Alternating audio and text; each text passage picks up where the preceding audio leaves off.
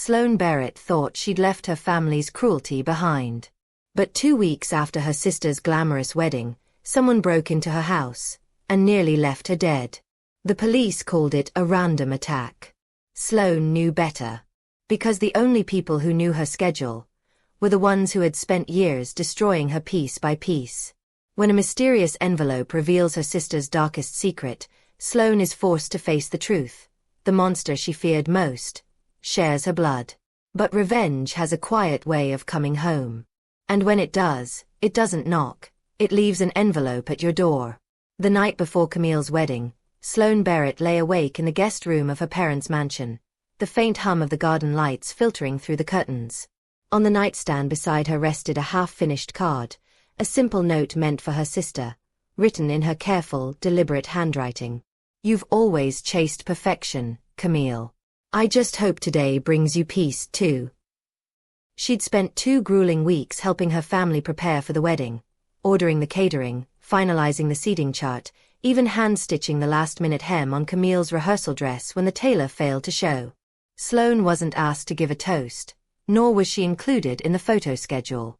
But she had convinced herself that it didn't matter. She was here, part of the moment, even if only from the sidelines. Her son, Caleb, was asleep in the adjoining room, his small breaths rhythmic and safe. That small comfort steadied her. At around 3 in the morning, a sound, faint and sharp, pulled her from her dreams. A whisper of movement. The kind of noise that slides under doors and slips into your pulse before you even know you're awake. Then came the pain. A burning crack across her cheekbone. A wet warmth trails over her mouth. The metallic tang of blood fills her throat. She gasped and sat up, dizzy, her vision blurring into jagged fragments of light and shadow. And there they were. Her parents, Vivian and Gregory Barrett, were standing over her bed, framed by the soft glow of the hallway lamp. Vivian's face was calm, almost elegant in its cruelty, her diamond earrings glinting. In Gregory's hand gleamed a silver vase, one of Camille's elaborate wedding centerpieces. "Serves you right for trying to upstage your sister," Vivian said, her voice a blade wrapped in silk. "Let's see how they take pictures of that face tomorrow." Sloane blinked, the world tilting. What are you talking about?" she stammered, tasting blood. Gregory chuckled, the sound low and deliberate. "You should have stayed invisible, Sloane. But no, you had to wear makeup. You had to stand too close to the groom's mother. You just can't help yourself, can you?" She tried to rise, but the room spun violently. Her lips split beneath her trembling fingers. "Stay down," Vivian ordered coldly. "You've already ruined enough just by showing up. Tomorrow's Camille's big day. Not yours."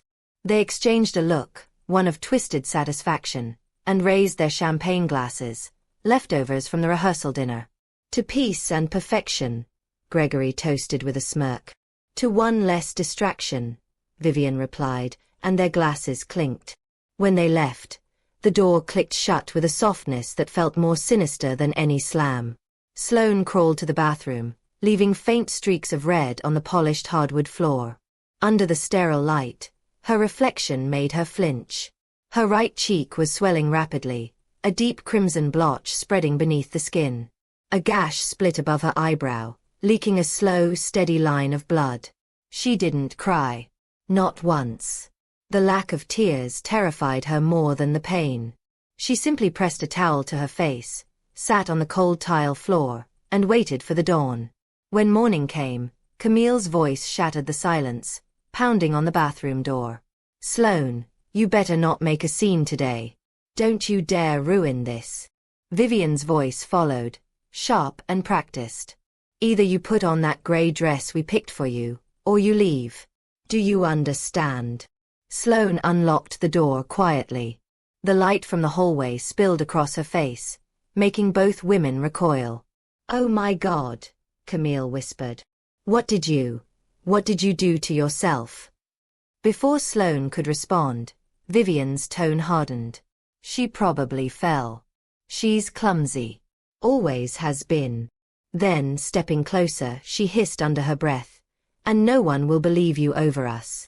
Vivian pressed a concealer stick into her hand like a threat.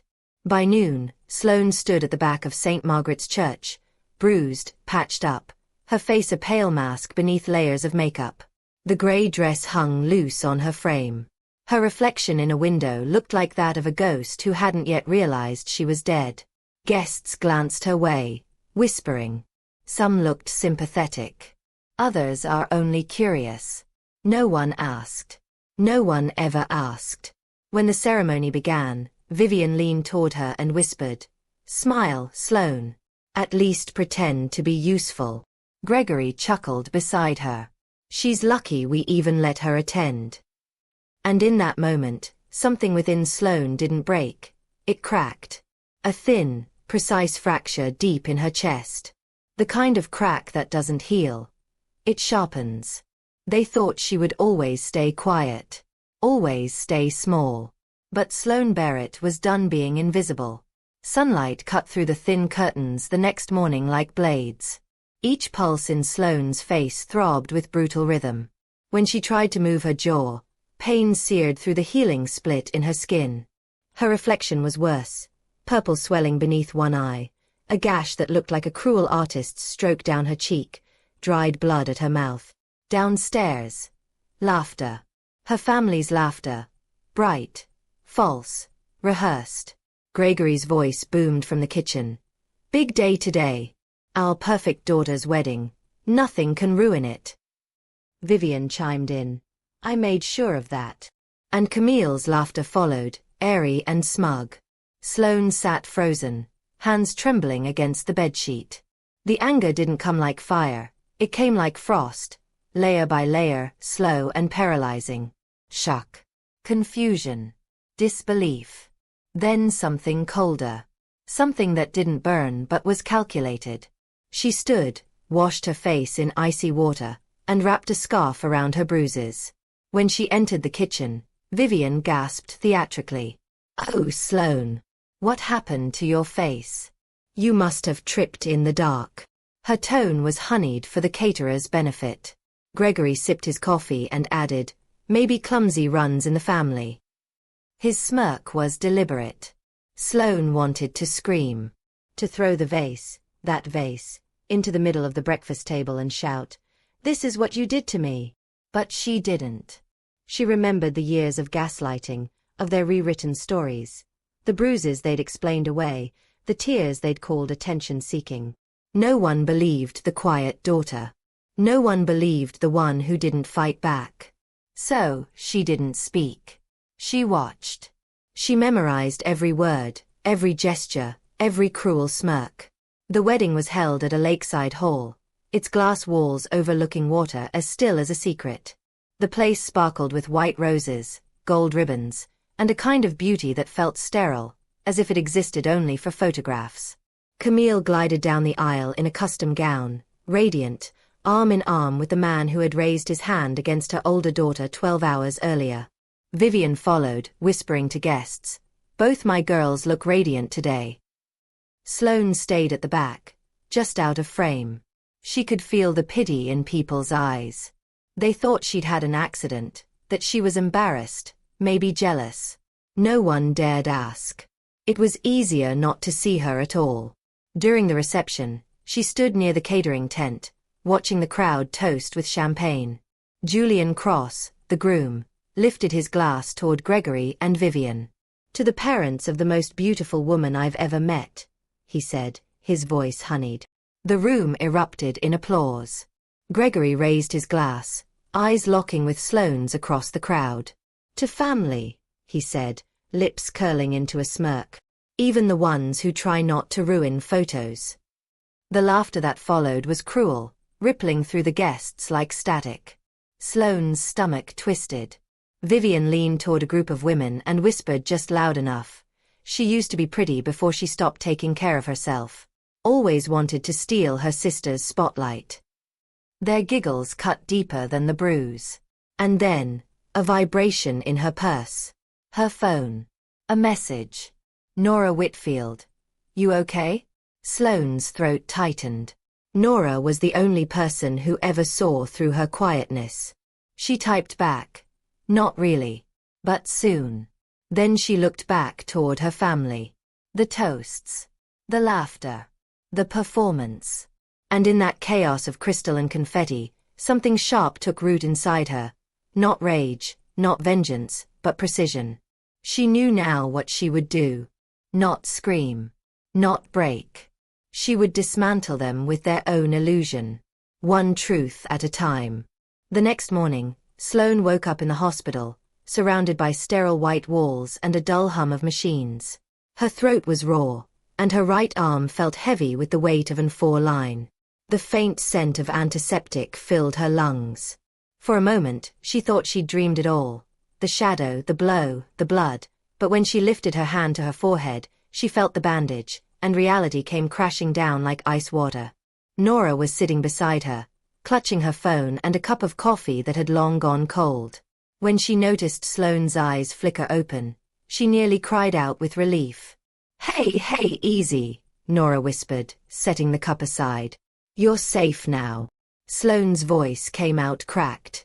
Caleb. Where is he? He's fine. He's with my sister. He's been asking for you every hour. Nora smiled weakly, but her eyes shimmered with worry. The police came by this morning. They said there were footprints in the garden. Size 11 boots. They're checking the footage from nearby houses. Sloane's pulse quickened. So someone was really there. Yes. And they didn't take anything. Nora hesitated, lowering her voice.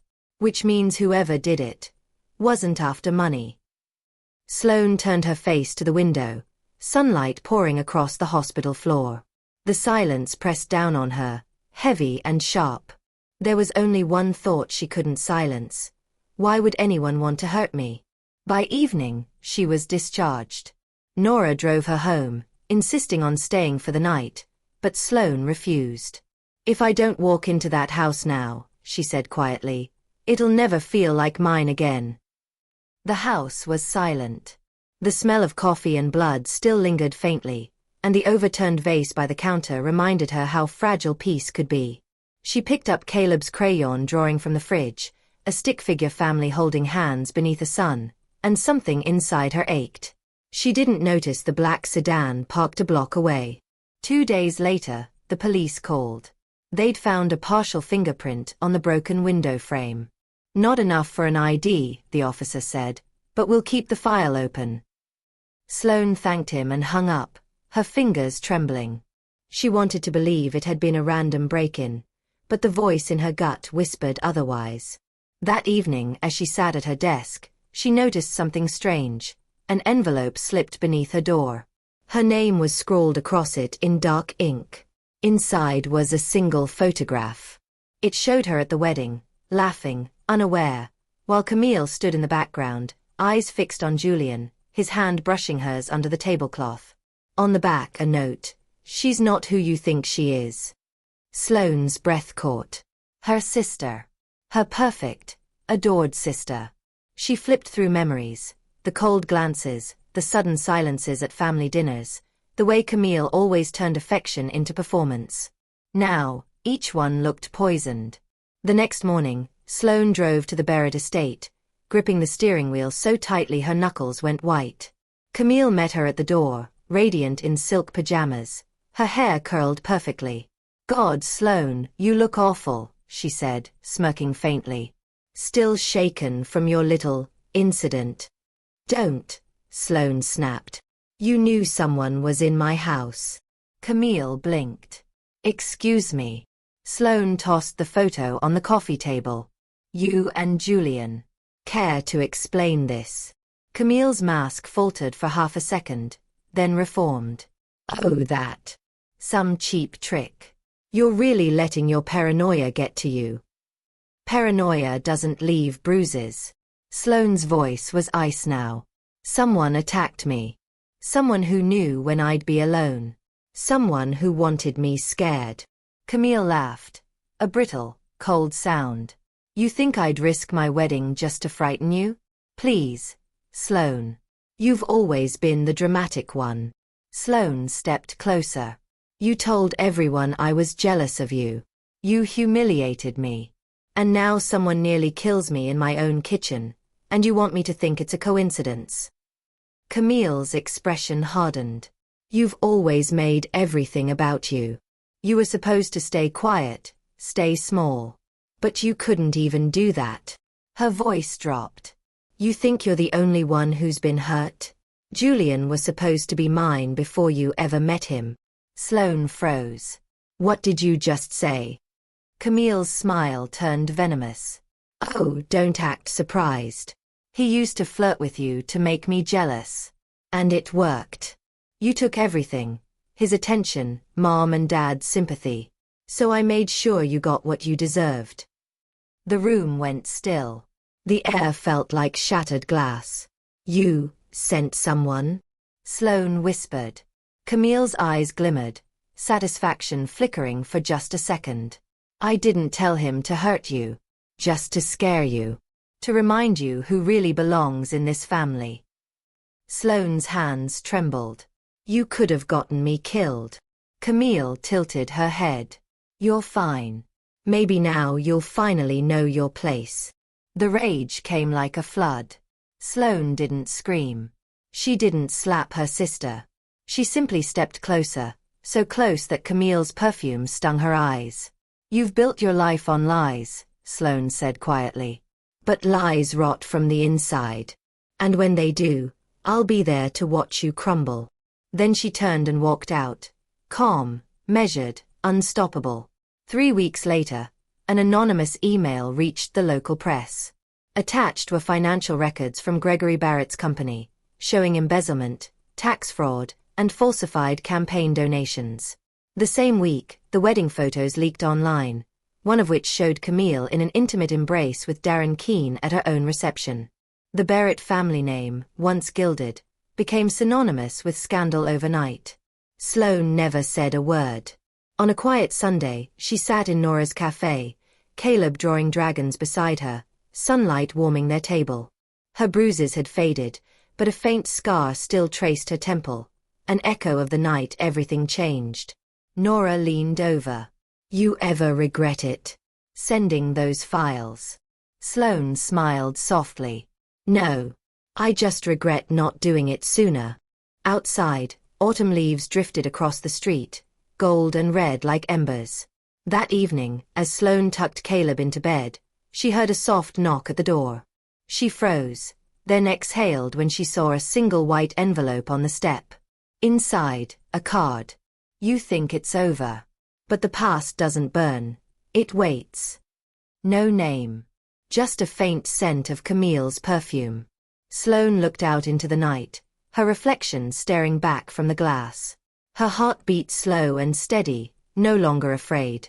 Let it wait, she whispered. I'm ready this time. She closed the door. And for the first time in years, the house was quiet, not empty, but finally free.